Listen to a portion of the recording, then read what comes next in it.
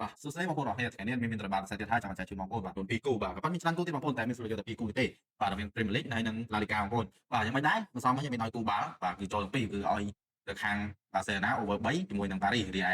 Arsenal ឲ្យមានឲ្យវាយដាច់បាទគឺចូលទាំងពីរបាទថ្ងៃនេះមានក៏ឲ្យបងប្អូនណាបានវាយតាមមានក៏ចូលរួមត្រេកអរផងបងប្អូនណាបានវាយតាម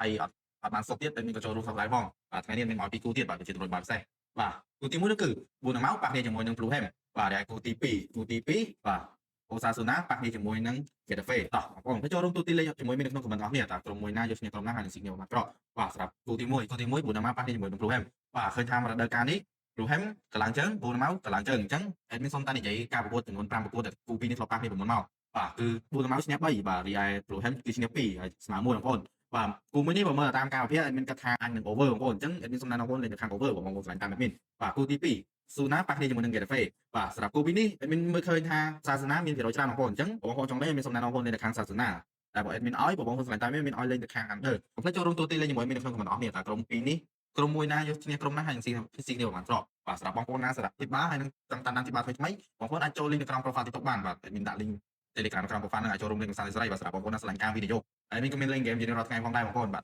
ទេបាទនេះគ្រាន់តែជាគូបាល់កោសរបស់មានទេបងប្អូនមានសិទ្ធិយកតែកែច្នៃដើម្បីធ្វើតាមការគិតរបស់បងប្អូនបាទសូមអរគុណកុំភ្លេចចុច follow មានម្នាក់បងប្អូនបើជាកន្លងចិត្តឲ្យមានធ្វើវីដេអូបន្តបាទ